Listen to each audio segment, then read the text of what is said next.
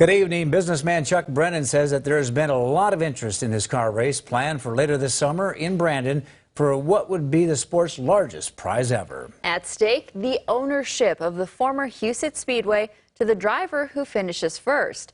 KELOLAND's Perry Groten finds out what it takes to get this ambitious event on track. Perry? Well, Sammy and Don, so far only one race team has actually paid the non-refundable $200,000 entry fee to compete in what's being called simply the race. But Chuck Brennan says he's received commitments from a few other race teams. He says others are simply biding their time to see who else enters before making their move. Now, Brennan needs at least 18 drivers to compete in the race before he'll turn over ownership of the track to the winner. The old Badlands Motor Speedway brand is nowhere to be found anymore. Now, all signs point to Huset's as a way of reviving the iconic track's racing glory days. One of the drivers pointed it out best. It's like when you went to New Coke and you're going back to Classic Coke.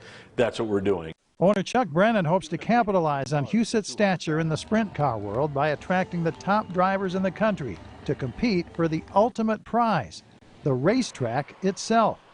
Brennan acknowledges his offer was met with skepticism at first. The prize is just so over the top and bigger than any prize that's ever been in sprint car racing. So at the beginning, the drivers thought this can't be right. But Brennan is standing by the offer. He says the only factor that could possibly bring the race to a halt would be not getting the minimum 18 drivers to enter. Brennan thinks he can double that number of drivers. And I tell you this, I am going to do everything in my power to make sure we have 18 cars here. I'm on the phone daily. I have a crew out here working full time to have this thing ready. When the races ended at the track, it left a void in the community that people here hope will be filled again when fans return to the stands. I can't imagine the people that would come in if he is successful in getting this pulled off, the people that would come to see this race. My gosh, it would be amazing. The race is the latest and what Brennan hopes will be his last effort to get the track under new ownership. And with the future of racing in Brandon also in the balance, a lot will be riding on the outcome. Wow. So can people start buying tickets to this race? Well, not quite yet, Don. Now, Brennan says he won't start selling tickets to the race until he gets entry fees from all 18 drivers.